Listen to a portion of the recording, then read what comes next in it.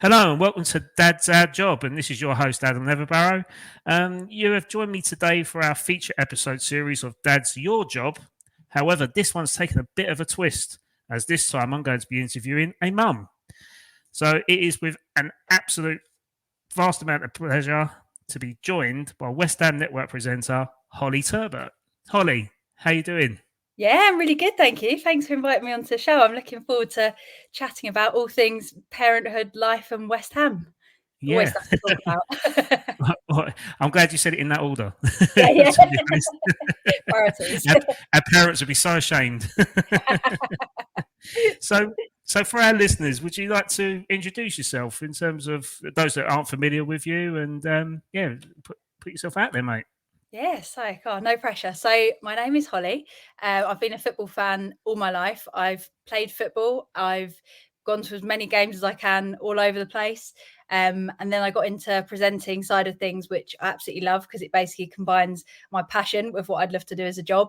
And it's led me to some really fun places, getting to meet some really cool people and doing things like this today, where you just get to chat to so many people from so many walks of life and just learn really interesting things in and out of sport as well. You were mentioning that there was a West Ham interview where I basically was auditioning to try and get my foot in the ladder, essentially, to be able to start doing some presenting. So it's been a proper journey to get to where I am today. And now I've got a daughter, so things have changed a little bit recently, just in terms of, I guess, completely juggling everything in life completely differently to how I did before. So that's probably how I would explain myself. But a football mad mum that's trying to keep up with everything at the moment. As always, as always. So, your presenting work. Who is it you currently work for at the moment? Obviously, it's West Ham Network, but who else do you do topics and content for?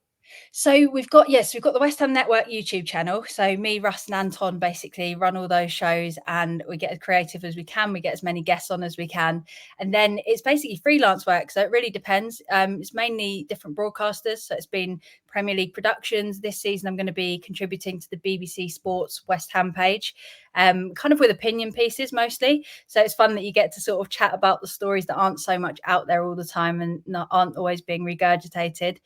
So it kind of depends who I am working with, because it's a lot of sort of singular jobs as and when they need content. But again, it does keep it quite interesting, because working with the different broadcasters, you get some that are really creative, where like I've been playing foot golf and chatting about West Ham, and then some where you're having a dead serious conversation. So it definitely keeps it nice and fun being able to speak with so many different people. So yeah, that's basically what I'm doing currently with all the West Ham content. Who's the most intriguing person you've spoken to so far? Oh, that is a really, really good question. So back when I first started doing the stuff actually with West Ham, I met Michael Antonio, and it was probably back when I was a little bit more nervous chatting to like the stars and stuff. And we just had a really good chat, to be fair, and he was a proper laugh. So that was one of the ones that definitely sticks out to me more than anyone. But yeah, I've just got so lucky with working with so many random people. But I think that would probably stick out to me, funnily enough, more than most of them. That's brilliant. I mean, Mickey's always a colourful character, isn't he? I mean, who else would dress up in a snowman's outfit and drive a Ferrari, right? Exactly. So there's not full that many out there. full of entertainment, never a dull day. So what do you do outside of the West Ham bubble in terms of work wise? Like, because you used to work in, I think it was marketing, wasn't it? You Yes, worked we in. used to work in marketing, and now, so funnily enough, I got made redundant the same week that I found out I was pregnant. So it all came at once. Oh The no. company went into liquidation, and I was like, "What on earth am I just about to do with my life?" But I'd actually been working in the background with my own copywriting business, trying to set it up. But I went down to working full time, but 4 days a week, so that I could do the copywriting stuff in the background. And then I basically knew that it was either all or nothing, whether I went down the path of starting my own business properly or going to work for someone else and then trying to take maternity leave and it all being really difficult. So I took the risk, took the plunge, and properly launched my own business. So I've got a copywriting business called Write Me This, and I do all sorts from sort of social media to SEO and copyright, content marketing, proofreading. Basically, you name it, content wise, I get to do it. So it's really interesting as well. So it's one of the parts that the great thing is, alongside motherhood, I can now juggle my own time. but it does mean that you're constantly trying to like work out when to do what. And yeah, I feel lucky because it's not like I'm going back to a job like a lot of mums get at the 9-month mark or whatever it is, where they suddenly have to return full time. But it has meant that I was basically back at work about 3 weeks after having my baby. So there definitely swings and roundabouts. So I feel like the better part is about to come, but it's been a bit of a challenge sort of managing it all at once. Yeah, I can only feel from being a spectator as such with my own wife in terms of let's say the maternity leave that she had, and let's say she only got 3 months payment, and then the rest was based on savings, and then when you come out of that sort of year cycle, that's when you start bringing in a bit of normality, don't you, by going back to work and that sort of stage. I mean, yeah, it is tough. I mean, I don't think a lot of people appreciate what women have to give up in terms of the parent side of it, do they? In terms of their careers and stuff like that. And but I'd like to think us men are probably more modern and more brought up better to be more sympathetic with that, which is quite quite good. Well, funnily enough, we actually ended up doing shared parental leave. So where I was self-employed, you get the statutory maternity pay, which is so small that basically you can't cover any bills with it. And also you're not allowed to work. So I would have lost all the clients that I'd worked with, all the people like the BBC that I was trying to contribute content for. I wouldn't have been allowed to have had any contact with them at all, even if they reached out to me. So I was basically in an awkward situation where I was like, I'm going to have to just return to work. So what we did was shared parental leave, where so Dan, my husband, he essentially took some of my maternity leave over. So he managed to take more time off and I was sort of the one working. So switching it up. Yeah, no, that's a great idea. Shared maternity leave should be enforced, I think, because like I say, you can't just expect one person to give up everything and the other person should just carry on as normal. Yeah, true. What's good though as well is I feel like it's meant that Dan can play a part in Mia's life where he does get to spend a lot more time, where I also feel similarly like for a lot of dads that sort of they get maybe 1 week, maybe 2, and then that's it. They're just back to work and it can't be easy. I've been a bag of hormones, so like I'm sure it can't be easy supporting supporting women through it as well. So yeah, it's definitely it's not easy either side, I imagine, but I feel lucky. I feel for Dan. I feel for Dan right now. No, but the thing is, that's the most important thing, is that you're doing it as a couple and you're doing it as and you support one another, and that's really good to hear that. Yeah. So just trying to think now. So what was Dan's job then? Because he worked for Man United at one point, didn't he? Yeah, so Dan was working in the sponsorship team for Man United. So when they were trying to get all their big partners on board, he'd be in the team that would basically wow whoever it was, like whichever brand they were trying to impress. So he went on tour with Man United and got to do some really sort of fun things with them. But there was also a lot of hard work behind the scenes where it looked really glamorous. Like he went on tour with Man United, he goes on the private jet, sounds like the best thing ever. But then he basically ended up having to carry about 4 lorry containers worth of merchandise around the States all on his own, like working out all the logistics and trying to like make sure they don't run out of t-shirts in a certain size for all the owners' guests and things like that. So it sounded like it was a very high pressure job. So he did that, and now he works at another sports marketing company, basically managing the relationship between brands and different players. So he's also in the football industry on more of the commercial side than I am. But again, it's really interesting because he gets so many stories, and they basically try to create with Cadbury, they run all these competitions to meet different players, to go on different experiences. And he's basically in the team that make that happen. So they get involved with every side of it with the athletes. So it's really wicked. Cool. Yeah. That's wicked. So you mentioned you played women's football. Elaborate on that. So how often do you play? Well, how often did you play before, and how often do you play now? Oh, good question. So I was playing every week. So I was basically in a Sunday league team before I got pregnant. So I was playing like that. What are they called? Yeah, Everett Rovers. So Everett Rovers. Go on the Rovers. Go on the Rovers. So I was doing that. I haven't actually gone back yet. So I was really, really hoping to go back. But I ended up having a C-section and there's been loads of complications. So I've gone from absolutely loving fitness and my whole life and my whole escape from stress being like exercise to not being able to really do any at all. But I'm hoping that it won't be too much longer till I can get back to that. But yeah, so that's what I've been doing. But I started out playing football when I was a tiny little kid. I was the only girl that wanted to play football. All the boys on the playground thought I was weird for wanting to play. And then I remember I was in a school where basically there was like a cool bunch of boys that were like, yeah, you can play football with us. And I moved school and was like, yeah, the boys will let me play football with them. And it was honestly dreadful because they all thought I was an absolute freak for wanting to play with them. And then I joined a boys team because there weren't any girls teams back then in the area. I think when I got to about the age of 12, they basically told me that I was too small and I was going to get battered, so that I had to go and find a girls team. And then Watford ladies were doing trials, so I tried out for them and got into that team. And I think it did help me, like training with boys that were obviously physically getting a lot more stronger than me probably helped, because it meant that I was all right with the physical side of it when I did step up into the women's game. And then did that for quite a while. And then as I got a little bit older and work started taking over life and I didn't get to train 3 times a week and things like that, it was just before the start of the Women's Super League where sort of money was starting to come into it and you would have been paid if you were at Watford and teams like that, where I basically took a little bit of a step back and then went more to Sunday League side of football. And I love it. Like, I absolutely love playing football. It's just we've got such a good bunch of girls that I play with, and I just can't describe it, but it's like the best distraction from everything in life, where you can just switch off, play football for 90 minutes and not have a care in the world. So my plan is to get back there. Logistically, not entirely sure how it works at the moment, but we'll get there. I'm sure you'll find a way. So what's your preferred position then? Right back. So Right back, I yeah, got moved to same right as winger, me. actually. Oh, you're right back as well. Yeah, I used to be. I can't now. I'm left back in the changing room nowadays. But Were you yeah, always no, right back? yeah, I was always a right back. I always had the number 2 shirt at my Same. youth football. Love But then I switched into centre back. But then that. all the boys were just outgrowing me. But I didn't grow until much later. And when I was about 15, I moved into CDM roles, so in terms of like Declan Rice's role, and and then that's when my growth spurt happened, and then I started to like control the ball a bit more and drop back, and I was never the best of runners, so for me sitting there and just collecting the ball or tackling someone mid park and intercepting it and just getting rid of it was ideal for me.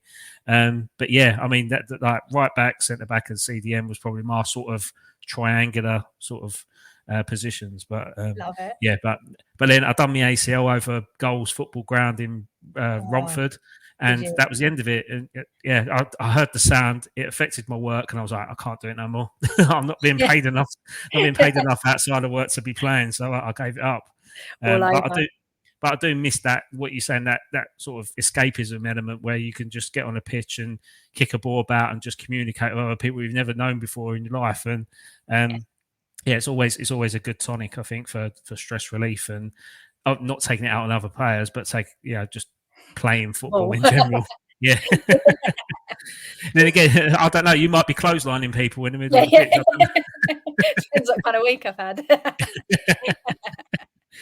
So, That is so much fun. so talking of weeks that you've had, what's life like now as a parent?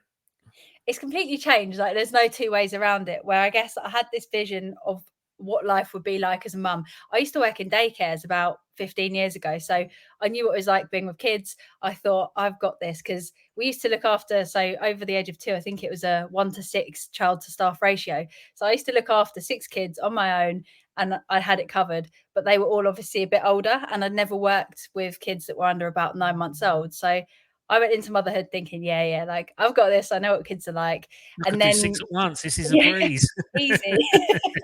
And then, it just like, it's just not been, this sounds really bad, a shock, but just getting to grips with everything. And I think going back to work so quickly just meant that everything kind of appeared at once. And our daughter had a really bad dairy allergy as well. So we spent a little while trying to figure out what was wrong with her, because she was, bless her, she was properly screaming. And we took her to the doctors and they said, oh, it's probably just colic and babies do scream. And is this your first kid? And I was like, yeah, but like, I've been around kids quite a lot, and she's like really screaming for like hours and hours on end at times. And it never happened when we were at the doctors, of course. She was always pretty happy. And then she started getting blood in the nappies, and then they took us seriously and basically realized that she had a dairy intolerance. So I ended up I had to cut out dairy out of my diet so that she wasn't getting any traces of it. Right. And it was like a different baby. So after the point where we worked out what was wrong, honestly, she was happy. She was paying attention to things around her. She wasn't waking up every like 10 minutes.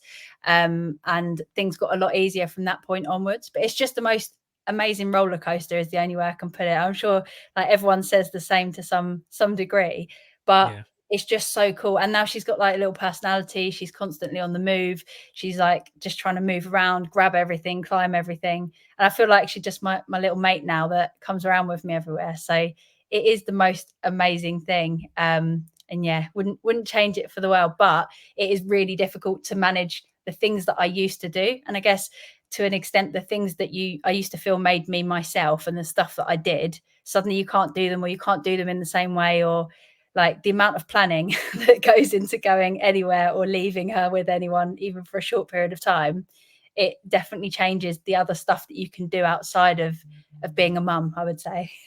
Yeah.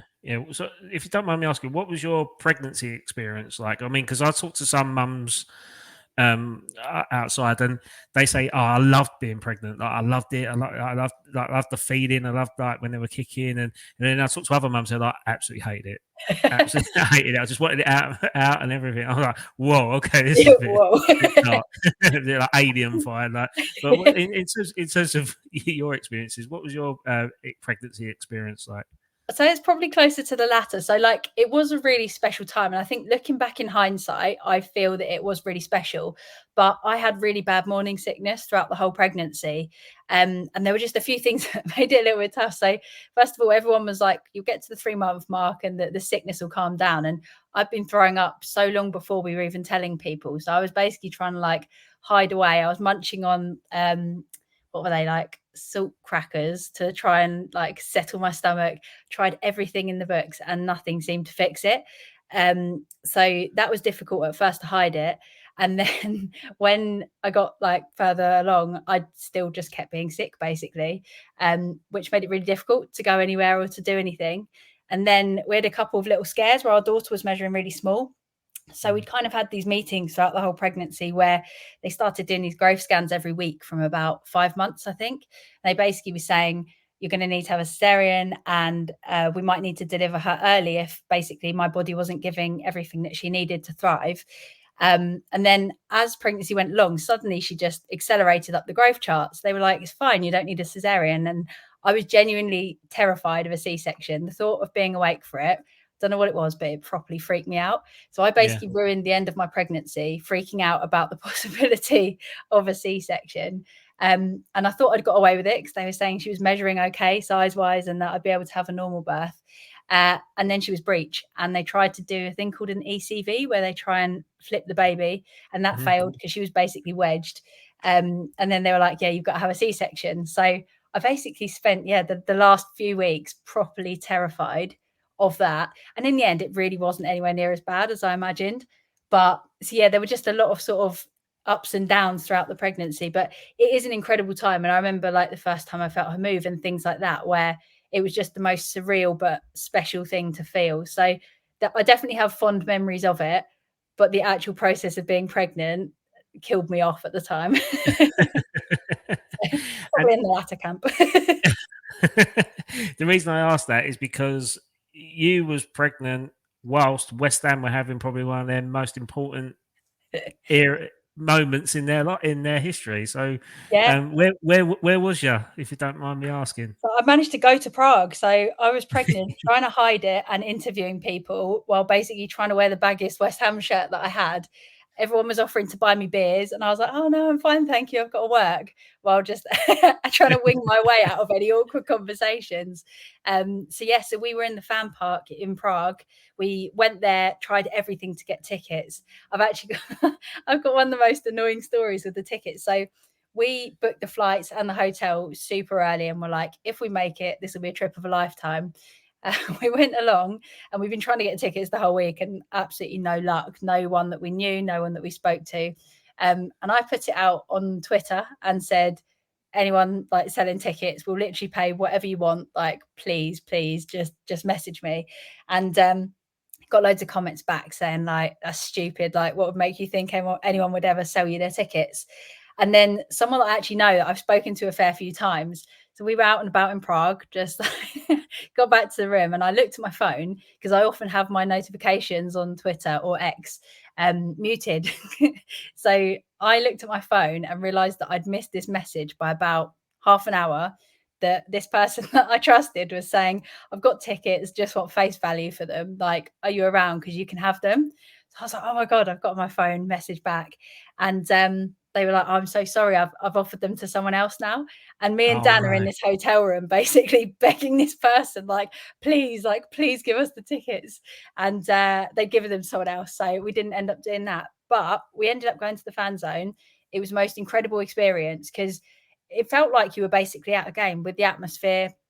No one really cared that it was covered in mud. Like, it basically was a version of Glastonbury when we turned up there. And it was just the most amazing experience that I've ever had I think I probably ever will have around football. And it was just so special, just being there with so many West Ham fans and everyone going mad.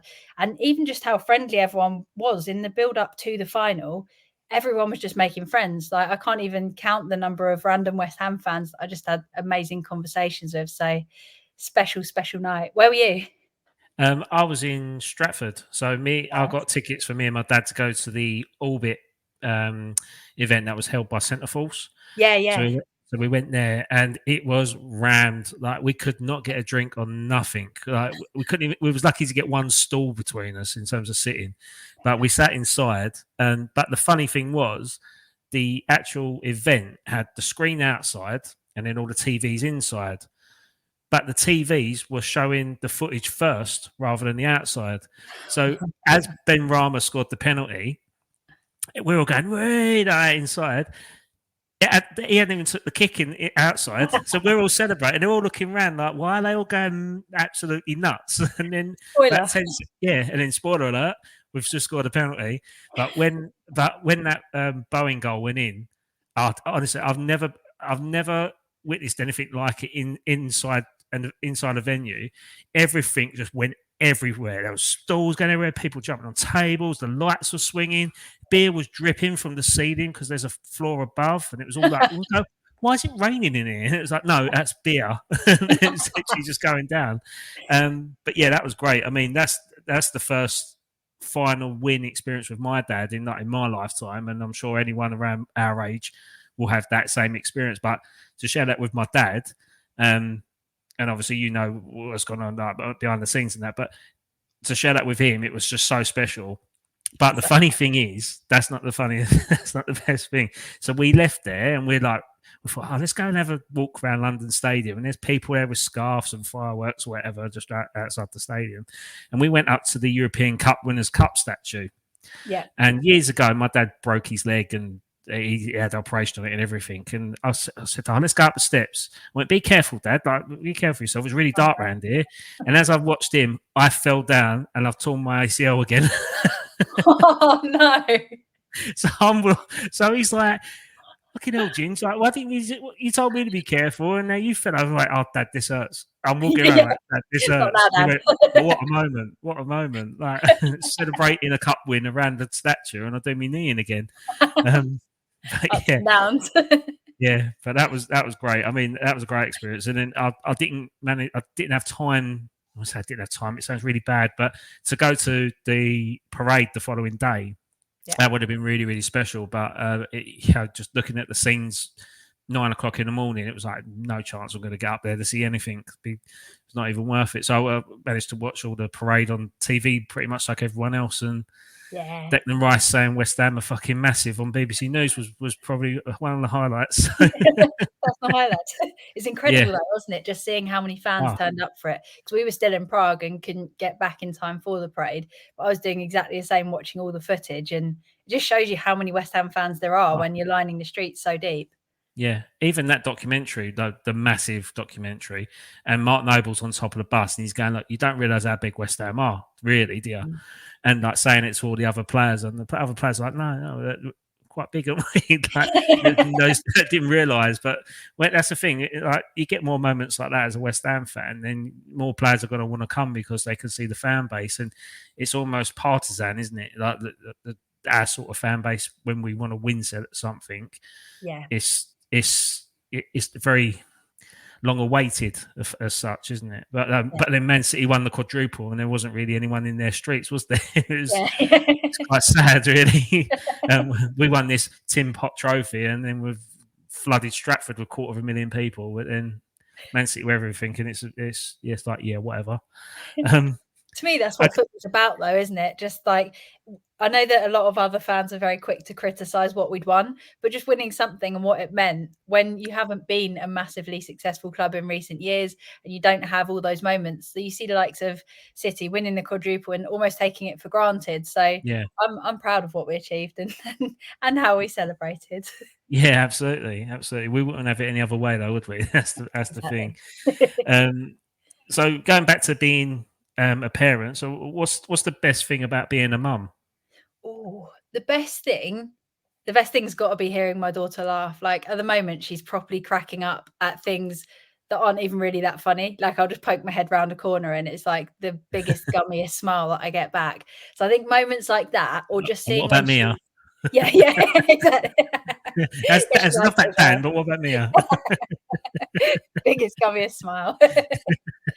I think it's moments like that where you just see the joy through her eyes. And I'm so excited for things like Christmas, just because I can't wait to almost experience it in a different way, like experiencing it through her eyes and seeing the happiness that it brings her now instead of just me. So I think that's got to be the best bit of being a mum. It's just so rewarding. Even when you have like the worst day where she's been having meltdowns and she's teething and it's all going wrong and you've had no sleep, she only has to like flash one smile or crack up laughing at one thing, everything's fine again. Like, I think that's got to be the biggest, the most like rewarding, special bit at the moment of being a mum that I'm loving.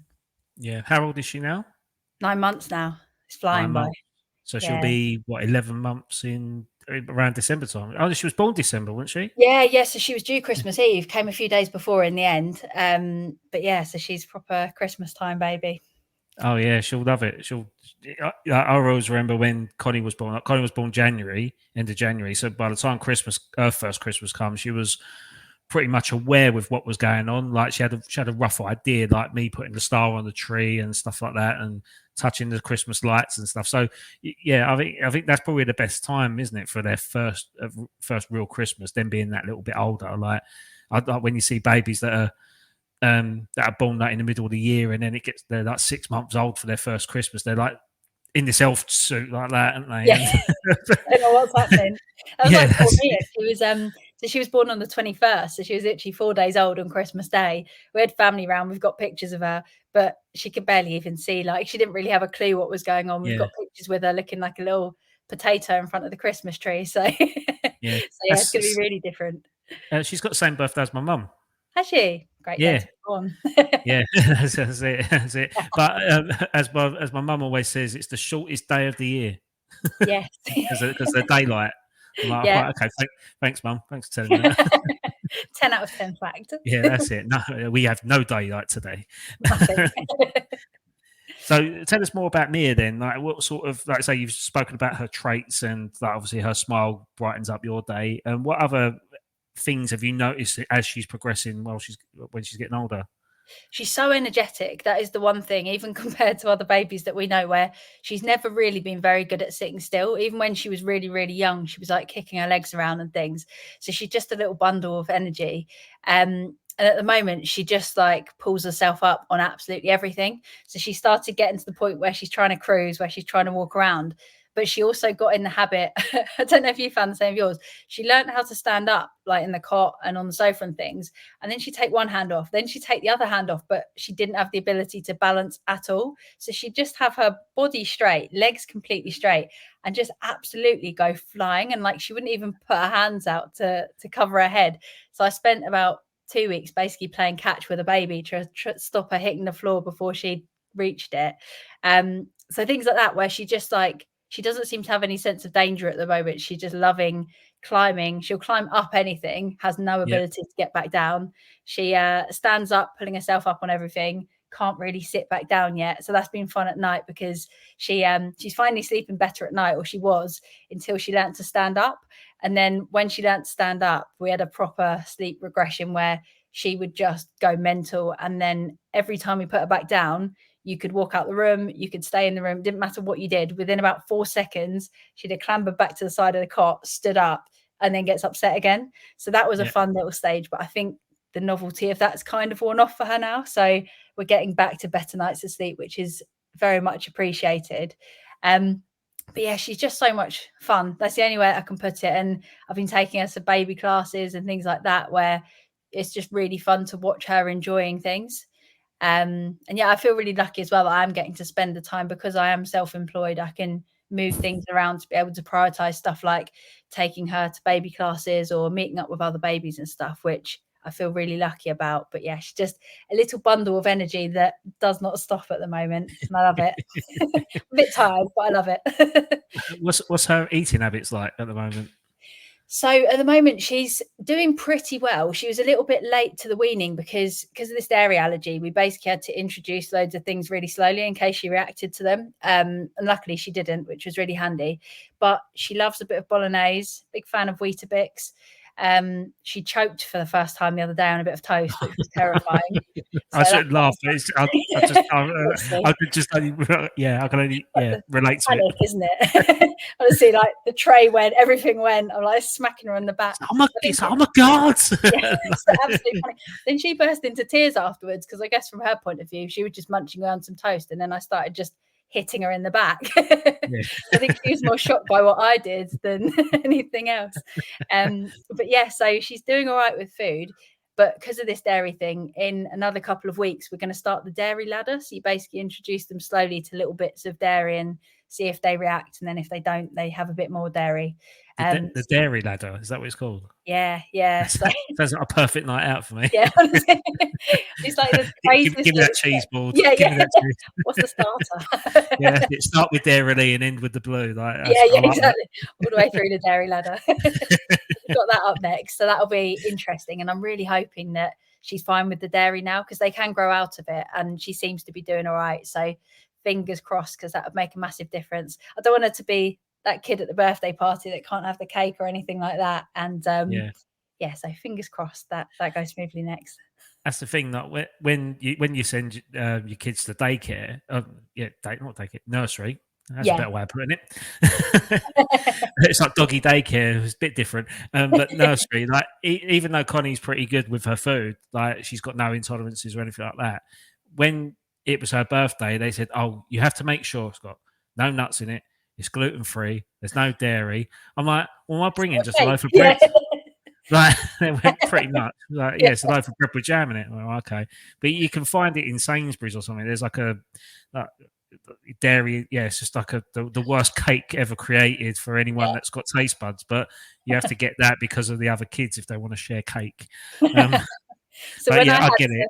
Yeah, I get it, but it's not that nice. When I had to eat all the dairy-free stuff as well, honestly, it's dreadful. Like everything is just dry and dusty. That's the only way I can put it. All the dairy-free bread, everything like that's fully dairy-free.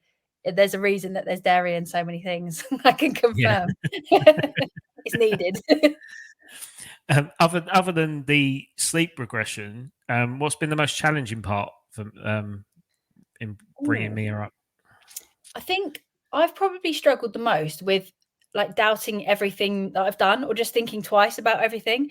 I honestly thought I'd be the most chilled out mum that would just be like, yeah, like do what you need. But I found there are so many things where like people offering to help and people being like, oh, I'll take her. There's just so many pros and cons of everything. Like, for example, just silly things like getting enough milk together for her to be able to be looked after by someone else. Or like with the dairy stuff, that obviously added a load of new challenges where if someone had like eaten a sandwich and then touched her an hour later, she was coming up in like a rash. So there were all these random things that we had to start trying to be careful of. And obviously, naturally, like people are pretty chilled around babies and people would want to kiss her on the hands or kiss her on the face. And then some of the time she'd be coming up in this like terrible rash.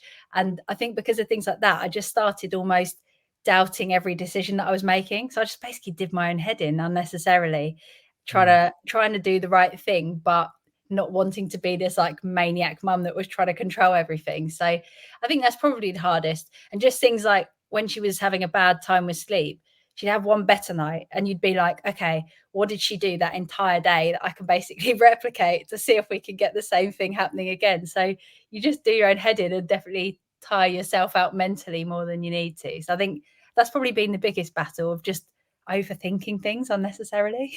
Yeah, absolutely. I think you just got to take it naturally, haven't you? And that's be your own parent. I mean, one of the challenges for me was always like my parents telling and other people's parents telling me how to parent, and it was like I appreciate you. I really do appreciate help, but I'd like to do it my way if that's okay. Like in the nicest way possible. Like, yeah, like you, like I can't tell my mum I can't bring up my child the way you brought me up because it's different now. Like it's yeah, but if you just do this, it's fine. I went, yeah, but look how I turned out, mum. I want my kids exactly the same. if you don't Look mind. at me. It didn't turn out okay. Yeah, sorry, mum, but no, that's just it's just the truth, isn't it? Like you just want to do it your own way and do it. Yeah, you want your own kid to be themselves, don't you? Rather than a copy of something else. So definitely, but it's hard because everyone says everything meaning the best, don't they? So you know that no one's trying to be difficult or anything like that, but it's definitely difficult knowing what's best to do every step of the way and things like that. Yeah, I mean, they didn't have gluten allergy kids back then, did they? So I they know. have to do all of it now. I don't know how it happened. I'm like, I love dairy. How's this happened to us? You got kids allergic to popcorn now, right? Yeah, a terrible life. Yeah. Oh God, cinemas are never the same now. Yeah, no popcorn. So I want to go into a feature that we do on our podcast called Family Goals and Own Goals. So basically, we share our experiences, and we always relate it back to a football result. So, could you explain what your life has been like as a mum, and explaining the good stories and the bad stories, and what sort of finished scoreline do you think it's turned out to be? I mean, for instance, last week, Connie was not very well. She was we was going to go to Centre Parks, and she was throwing up a couple of days before, but then dramatically felt better Friday morning, and then the following day, as I'm on the safari park, I've caught what she's got, and I'm sick on top of the safari bus. Oh no! Whilst we're out, so for me, that would be a 1-1 result, but we won on penalties because we had a nice holiday. So that's the sort of context to it. So if you could put that into your family goals and own goals, that would be great. Oh, so I'm going to say it's a 3-1 win, but what has happened is they scored really early and then we've got our 3 goals like 90th minute. So like it's got a lot better, more enjoyable and easier as time has gone on. And as I think we've just adapted to things. Like I said, mainly because just at the beginning, Mia was so unhappy and it was really difficult to see her. She was in pain, bless her. And like, at the time, it felt horrible to not be able to help and not know how to help. And then we sort of got the answers and then we got there and then the sleeps got easier. So there's been a lot of things that have just got easier. And I've managed to juggle my work a little bit better where it's not all on top of me at once, where I kind of split it up and I know when I'm working and I've worked out how to do it. And Dan's paternity leave was split into 2 different chunks. So he's currently having his second chunk of the time off, which is lovely because we had the first bit, but I was basically bedbound after the cesarean section. Then I got an infection. So like everything just was going a little bit wrong at the beginning. But now I feel like it's just got a lot easier and it feels like there's just so much to look forward to. And even when you have a really difficult day, I'm just excited for Mia to wake up the next day so we can like go on our next adventures and things together. So yes, I'm going to say a 3-1, but we've scored all our goals a little bit on the later side. So a bit stressful, bit touch and go, and then it's got really good at the end. There's nothing better than a nice smash and grab, is there? Exactly. Smash and grab. That's brilliant. My motherhood. Actually, people don't say smash and grab to describe motherhood. That is not good. Don't listen to me. Very bad way to put it. Oh, that's threw me off, that has. It was all me. It's not you. It's all me. So going on to West Ham, who got you into football in the first place? So when I was a little kid, my dad has always supported Liverpool. He tried to get me supporting them. And then where I was playing for Watford Ladies, my mum used to take me to see some Watford games. And because it was pretty much only down the road from where we lived, it was really easy to get to. But I never really felt like I had that belonging to that football team. So I'd go there and I'd be like, yay, football, nice day out. But then I watched West Ham play Watford, and I remember looking at the West Ham fans and thinking, that looks really cool. And then over time, my love for West Ham just started to develop. And I don't know, when you feel like you've just found your team and that you wouldn't have it any other way. And then fast forward 20 odd years, I met Dan, and Dan also happened to support West Ham.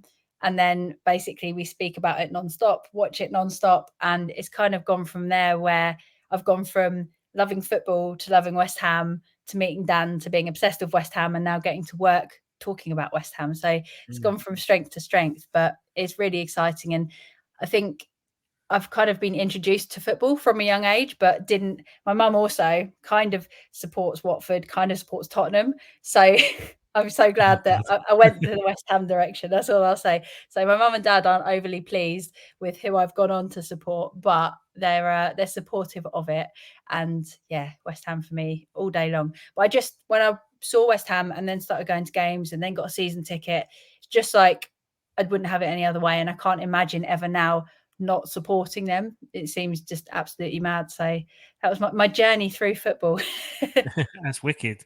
So who took you to your first game then, and what game was it? So my mum took me to my first game. It was Watford, and do you know what? I can't even remember who they were playing. That's basically how much of a bad attempt it was at trying to even support Watford. I think I was probably about 5 or 6. I remember seeing the stadium and just being amazed at how big it was. And yeah, I just remember looking around and thinking that this is absolutely crazy, because it was on such a different scale to anywhere I'd ever seen. Obviously, like further down the line, I've then gone to Upton Park and been like, oh, this is very different to what I had seen back in the day when I was a little kid at Watford. But yeah, so my first game was at Watford with my mum, and she doesn't really she follows football, half supports Watford, half supports Spurs, but she doesn't really understand the game. So she'll sort of shout out weird things that don't really make sense. That's the perfect description of a Spurs fan. You've just Yeah. hit it now on the head. We'll be sitting with her and she'll shout something like, chase him. And you're like, no one's ever said that in the stands in their entire life. But she'll shout things like, watch him, watch him. So you die a little bit inside every time you sit next to her at a football game, but she means the best. That reminds me of what happened in the Euros this summer, and obviously with how frustrating it was watching England, and like you just wanted them to kick it up a notch, and I've just gone, oh, for God's sake, there's just no urgency. And then Connie's there, she's munching on Peppa Pig sweets, and she's going, there's no urgency, like literally just copying it. And I looked, I went, yeah, you're right. Right, Connie, there is no urgency. You're right, there's no urgency. And then Kerry's over there, she goes, she gets it. I went, I know. Yeah, no urgency. So, that's amazing. So what was your first West Ham game then? So it was a 2-1 win. It was at Watford.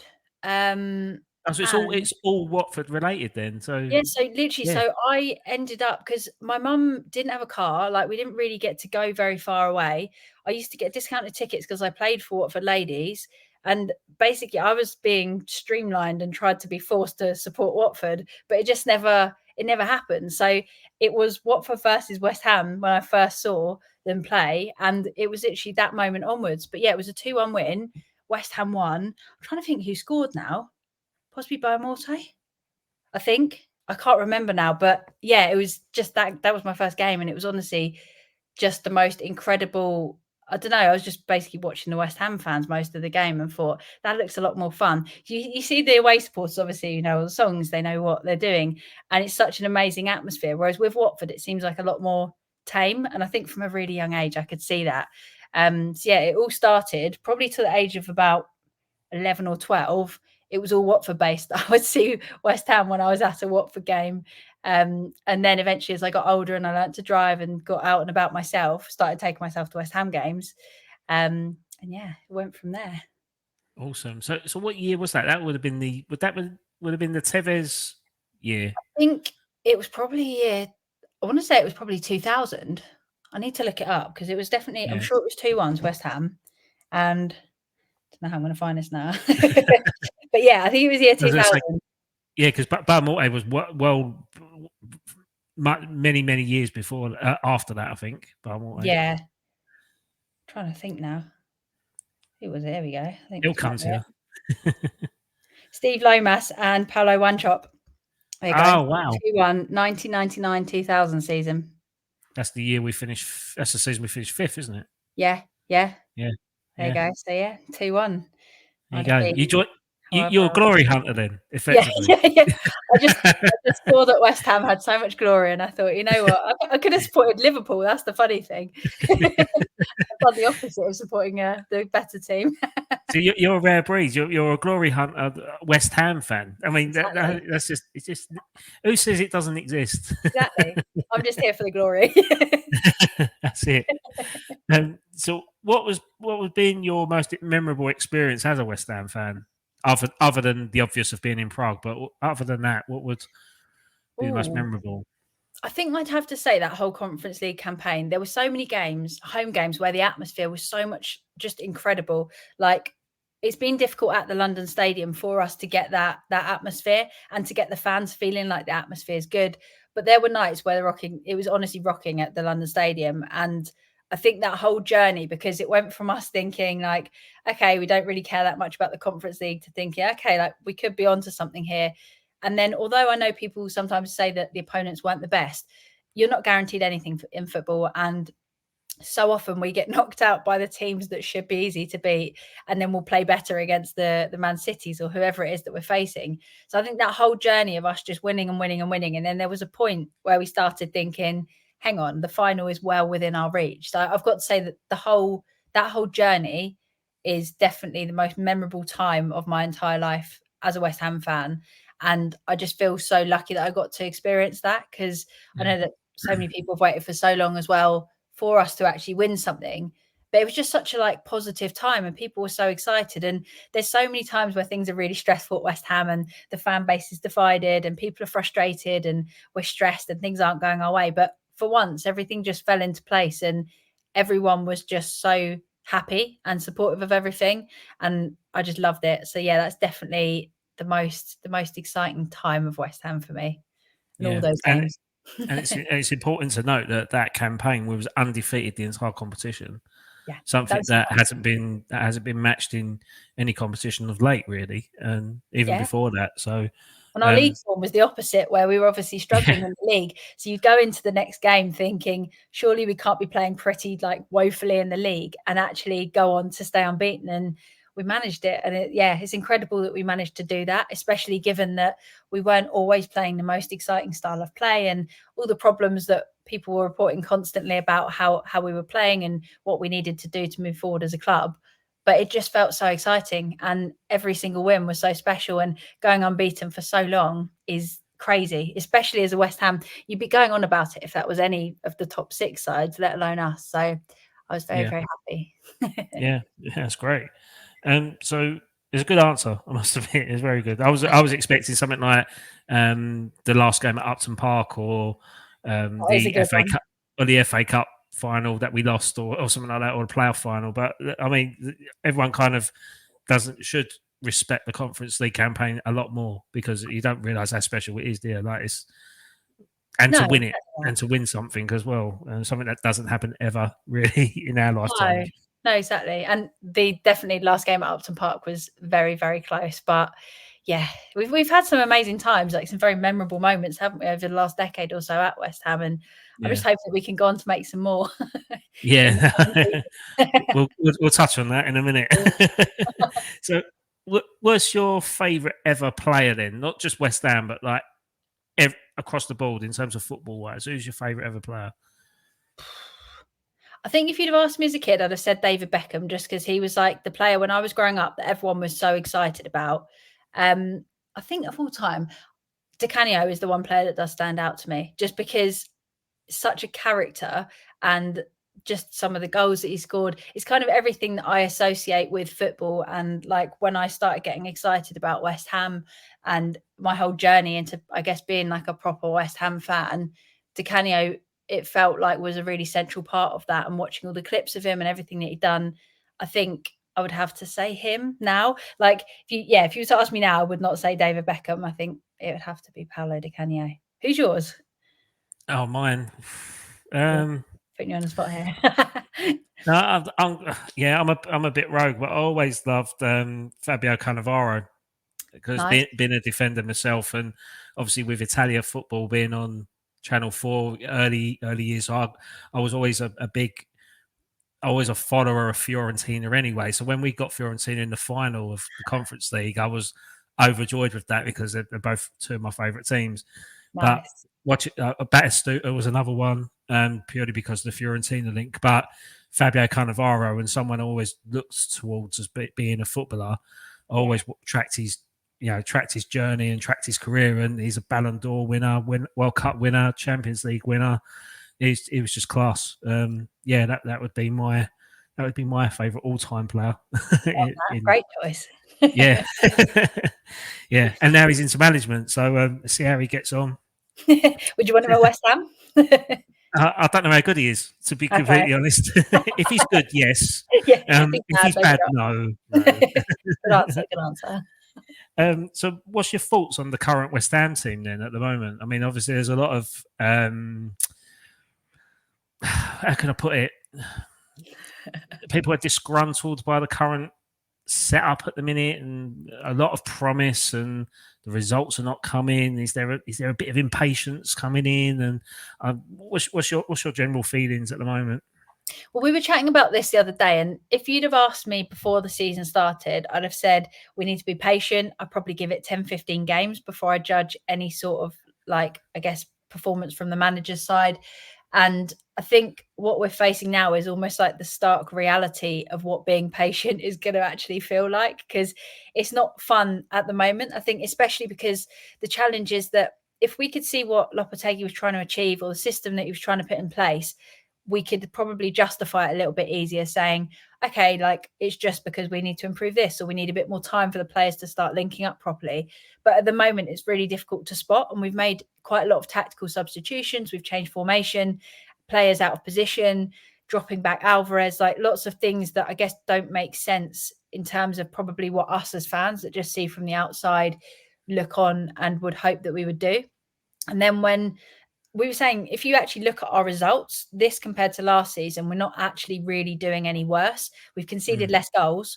And I think points wise, wins, draws, losses were exactly the same, or we were a game ago. So you wouldn't say that it's terrible in terms of the numbers. And I don't think I'd be panicking if 3 months ago I looked at these stats under the new manager. But I think just the lack of being able to spot what we're trying to achieve and how we're trying to achieve it is probably what's ringing alarm bells in a lot of West Ham fans' heads and making us start to panic a little bit. And I can't say that I'm massively confident at the moment, and I really, really hope that I'm proven wrong and that Lopetegui can get everything clicking. I'm just hoping it's a matter of like us tweaking a few things and finding what it is that's going to make us click, because we've had an incredible transfer window. Starting and Lopetegui have worked together to bring in these targets. All the things that Lopetegui said, like communication wise with the team, he looks really good, but it was always going to be a matter of how that translated on the pitch. And I think now we're going to see that. We've had some quite difficult fixtures to open the season, so I get that that wouldn't be ideal from a manager's perspective.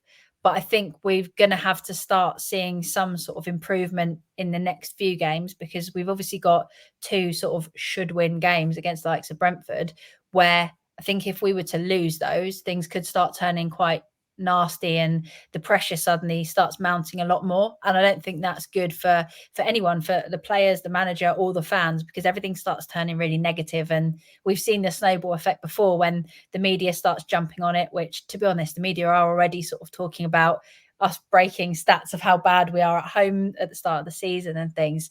So I just think we're going to need it to click. I'm going to try and reserve all judgments until like 10, 15 games in, and then sort of look at how Lopetegui's doing. But a lot of people have said, and I agree, obviously, you can't lose or do badly for 10, 15 games, because we'll be in a terrible position. We'll be fighting relegation. But I'm just hoping that it's almost a transition period where we've got to go through a bit of the rough, and then we'll find something that clicks, and we can then rotate our squad in a way that works. So we're not just making mass changes or dragging a player off in the first half because it's been completely ineffective. but instead we can start making small tweaks, and we've got that squad depth that we've needed for seasons. So that's probably my take on it at the moment. So I'm trying not to panic. I'm not overawed by what so far I've seen, and I'm hoping that soon we can start picking up some results, and most importantly just spot the style or the way that we're trying to play and the way that we're trying to progress as a team, because I think that will put a lot of people's minds at rest, including mine, and then we can focus on hopefully getting better and better. But yeah, it's hard not to panic, and I do get that. Are you panicking yet, or are you all right? No, I'm a bit indifferent. I don't feel. I was excited at the start. The excitement's gone for me now, and now I'm just taking it as a week by week basis. I'm not thinking of relegation after 5 games, but I'm hoping that there is some progress. But obviously, listening to the people online and YouTube and Russ and others, and I can see that patience is starting to wear thin. And when you've spent a lot of money on good players, restructuring and having this sort of philosophy in place, and it's not being implemented, I can see why alarm bells are ringing. But if it was me, I would give Lopetegui the time. So I think he is a good coach. He is a step better, not a light years ahead of David Moyes, but he is that slight elevation that we needed. But the other part of me thinks, knowing our West Ham board, they will make a decision that is completely off the cuff or completely out of the blue, and get someone else in that we've not even thought about. And I'm not saying that we're going to get David Moyes back in, but I'm thinking of the way that, if you look at Ruben Amorim, the way that all that talks and progress was done in the summer before Lopetegui was appointed, and then it killed. That was it. Nothing happened. So part of me thinks that there's no smoke without fire. I still think there's still something there, and I think if there's a negotiation in place between Sporting Lisbon that could be agreed, I think there could be something in that. And then, sadly, Lopetegui would go. In my opinion, I always feel that Lopetegui's appointment was a transitional appointment, because he wasn't a manager. He wasn't given a long-term deal. It was always 2 years. So I'm like, well, what can you do in 2 years? Like with a team, David Moyes had 2 spells, and he had 18 months. Well, he had 6 months, and then he had 4 years at West Ham, didn't he? So it's hard to really back a manager if they haven't got a lot of time. I mean, next season he's in the same position as what Moyes was last season. Yeah. So, and it's not a long-term project, then, is it? No, and that's the problem I've got with it. If they said that it's a 5-year deal, this is what we're building, I'll be a bit more comfortable with it. But at the minute, it just feels there's something not right about things at the moment, and it just feels that Lopetegui is just a step to someone else that we want. But I'm hoping that he does well. I'm hoping that we get top 8 at least, because I think that's where we should be. Or even 7th, because we should be considered best of the rest outside the top 6. And that's what we should be aiming for. And yeah, it's hard. It's hard. Like, I mean, before the season started, I predicted West Ham to be top 4, because I was so excited by it. But then on the counter side of it, us boys were in the podcast, we were predicting positions, cup winners and stuff, like first sackings, and I said Lopetegui for a laugh, because if he doesn't get top 4, he's sacked, because that was the expectation level of it. So, but now I feel like, oh, hold on, this could be true here, and I don't really want this to happen. You jinxed us. Yeah, it's all my fault, West Ham fans. Sorry. Yeah. Sorry about that. But it's interesting as well, because the way that it's now set up, where we've got Lopetegui as the head coach, and then we've got Steiten obviously in charge of overall structure, it would be a lot easier for us to now get rid of a manager. Whereas before, we saw with Pellegrini, it's like, how do you switch manager? Because we've currently got Pellegrini's players here that work for how Pellegrini wants to fit. And then the same with, we've got players that work under Moyes, and this is Moyes' signing, so it's going to be difficult to get a new manager. Whereas it feels now like Lopetegui's almost given the tools to work with, but it does also make him a lot more disposable if the club were to decide that it wasn't working. And like you said, if they have already tapped other people up and those conversations have already half happened, then it could be an easier transition to another manager, which, given the backing that Lopetegui's had, it obviously does put more pressure on him. And a lot of people were talking about how much pressure is there on Lopetegui at the start of the season. And some people were saying none because it's a transition period.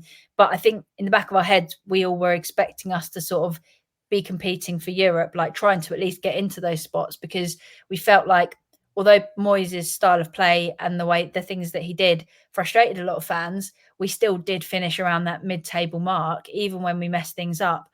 And it felt like we could sort of, that was our baseline, and hopefully Lopetegui could kind of push on a bit from there. And we made these signings and we're ready to now take it up a notch. But it does look as though it's going to take a bit of time to gel if Lopetegui is the manager to stick around for us and make that happen. And I'd love it for him. I never want us to lose. I'd absolutely love for us to just get better and better and better. And I think we can. There are things like Bowen and Kudus and players like that we've seen how well they can link up together. And there's just something that's not quite gelling at the moment, where they're not playing such free-flowing, creative football together, or our passes just aren't quite happening. And then defensively, we're getting torn apart. So it could be a few small changes that actually work, and then we notice a massive difference, and then we can start to see what Lopetegui's trying to do. But yeah, until then, it's going to be a rocky journey, I think. But we'll see what happens. Yeah. Now, well, Holly, I'm going to wrap things up there. I'm really thankful for you to take your time out of your busy schedule to talk to little old me in our little old podcast. And thanks for sharing your experiences. And yeah, we'll wish you all the best. So keep in touch. No, likewise. Thank you so much for having me on. It's been fun. Goodbye. See ya. Cheers.